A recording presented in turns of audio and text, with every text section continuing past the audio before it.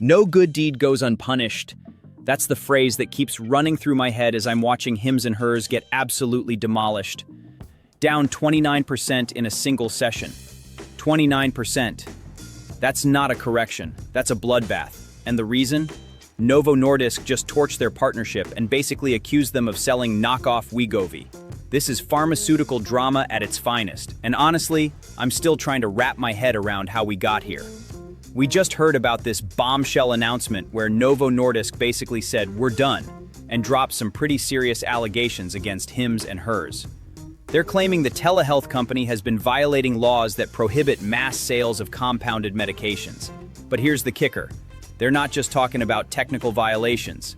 Dave Moore, Novo's executive VP for US operations, came out swinging, saying Hims and Hers is promoting and selling illegitimate knockoff versions of Wegovy. That's not corporate speak for "we have a disagreement." That's pharmaceutical giant speak for "we think you're basically running a counterfeit operation." Now let me rewind this whole mess for you, because the timeline is actually pretty wild. Just a couple months back, Hims and Hers and Novo Nordisk announced this partnership that seemed like a win-win situation. The idea was genius, actually. Help patients transition from compounded versions of Wegovy to the real FDA-approved stuff as supply shortages got resolved. Made perfect sense, right? Wrong. I've been following the GLP-1 space pretty closely. You kinda have to when companies like Novo and Eli Lilly are printing money with these weight loss drugs. But this situation is different. This isn't just business competition. This feels personal. When a company like Novo Nordisk, which has been dealing with supply chain issues and trying to meet massive demand for Wegovy, decides to blow up a partnership after just 2 months, something serious went down behind the scenes. Here's what gets me. The compounded medication market exists because of supply shortages. When Wegovy was basically impossible to get, and trust me, patients were desperate, compounding pharmacies stepped in to fill the gap. That's literally how the system is supposed to work during shortages. The FDA even has specific rules allowing this. So how did we go from helpful partnership to "you're selling knockoffs in 8 weeks"? I was talking to a friend who works in pharma distribution last week, and he mentioned something interesting. He said the compounded GLP-1 market had gotten a little wild west lately. Companies were pushing the boundaries of what constituted legitimate compounding, and some were definitely operating in gray areas. Maybe Novo finally had enough and decided to make an example. Actually, this reminds me of something that happened in the testosterone replacement therapy market a few years back. Similar situation, legitimate medical need, supply issues with brand name products, compounding pharmacies filling the gap, and then suddenly the big pharma companies start cracking down. It's like a playbook at this point. But let's talk about what this really means for both companies, because the implications are massive. For Hims and Hers, this is obviously a disaster in the short term. 29% drops don't happen without serious damage to the business model. But here's where it gets interesting, and maybe I'm being overly optimistic, but Hims and Hers has been projecting $2.3 to $2.4 billion in revenue for next year. That's 59% growth, and it's not all based on the Novo partnership. These guys have built a pretty diversified telehealth platform that goes way beyond weight loss medications. Actually, let me back up and think about this differently. What if this whole situation is actually Novo Nordisk flexing its muscles as the Wegovy supply situation improves? Think about it. When your product is in shortage, you tolerate gray market solutions because patients need access. But when you can finally meet demand yourself, why would you want competitors selling alternatives? The timing is suspicious. Novo has been steadily ramping up Wegovy production, and they've got this potential oral version in development that could be a complete game changer. If you're Novo and you see the light at the end of the supply shortage tunnel, maybe you decide it's time to clean house and eliminate the compounded competition. Look, if I'm being honest, Novo's playing this exactly how you'd expect a pharma giant to play it. They're basically saying, this is our drug, our market, and we're not sharing the profits anymore. Smart? Absolutely. Ruthless? Also absolutely.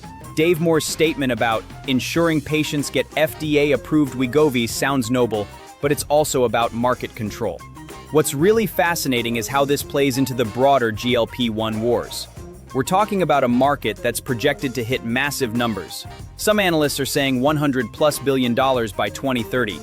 Wegovy, Ozempic, Mounjaro, these aren't just medications anymore, they're cultural phenomena. When celebrities are talking about your drug on red carpets, you've transcended healthcare and entered lifestyle territory. And that's exactly why Novo is being so aggressive here. They don't want knockoffs diluting their brand or confusing patients about what's real Wegovy versus what's compounded semaglutide. Brand protection in this market isn't just about revenue, it's about maintaining the luxury positioning that allows them to charge premium prices. I remember when I first started covering biotech stocks, my mentor told me something that stuck. In pharma, there's no such thing as friendly competition when billion-dollar drugs are involved. Man, was he right. This whole hims and hers situation is like watching that lesson play out in real time. The interesting thing about the market reaction is that Novo stock isn't really moving much.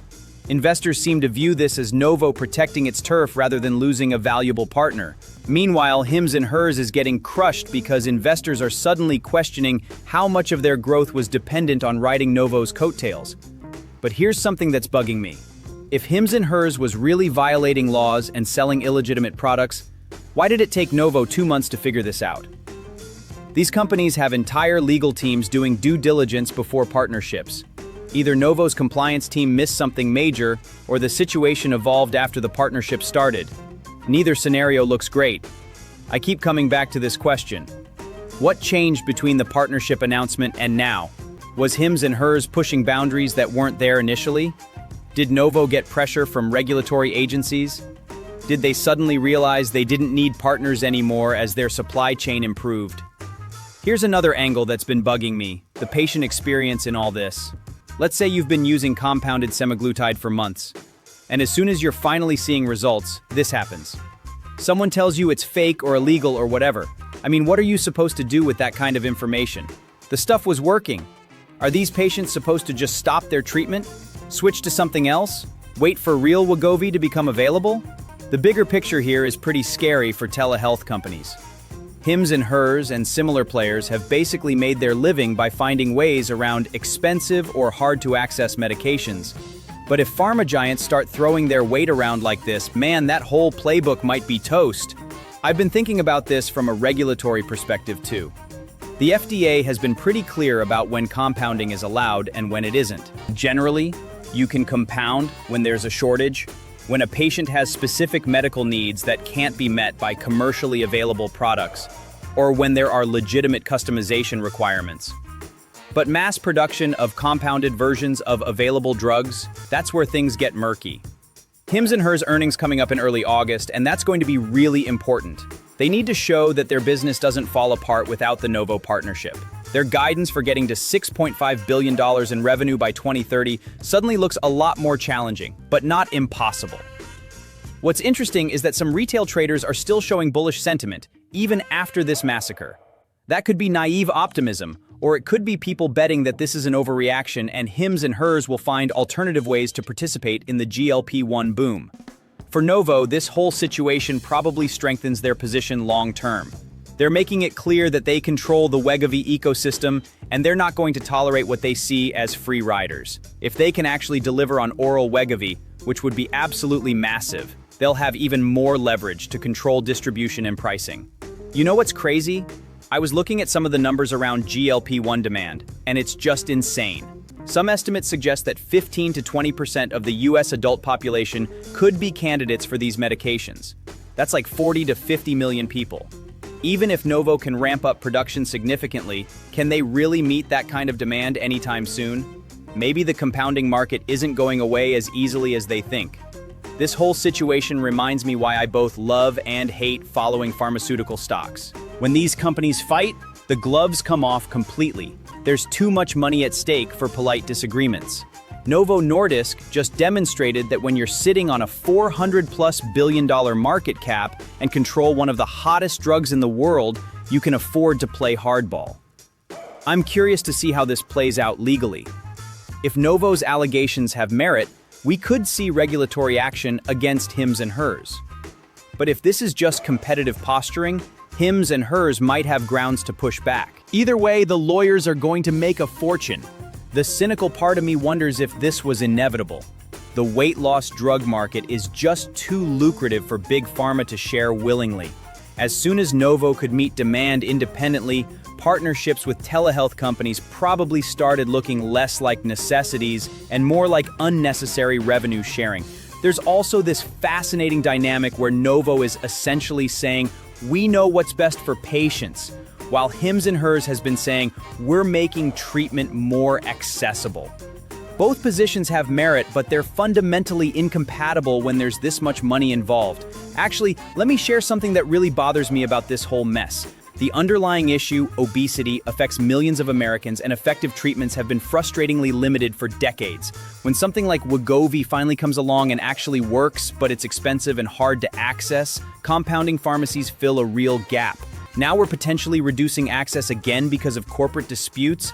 In my opinion, that's not quite the case.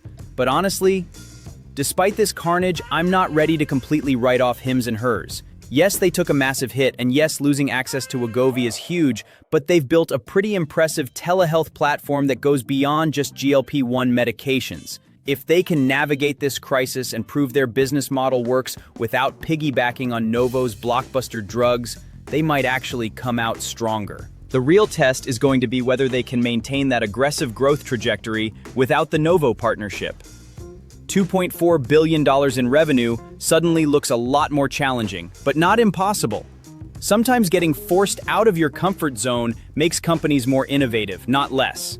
I keep thinking about their long-term vision, $6.5 billion by 2030. That's ambitious under any circumstances. But without access to the hottest weight loss drug on the market, they're going to need to get really creative about their growth strategy. One thing's for sure, this isn't the last we'll hear about conflicts between Big Pharma and telehealth companies. The GLP-1 market is just too big and too profitable for everyone to play nice. What we just witnessed is probably just the opening act in a much longer drama about who controls access to these revolutionary medications. So if you like the video and are generally interested in the latest updates about the potentially next big players of tomorrow, leave me a like and subscribe to the channel. Thanks, and hopefully I see you in the next video again.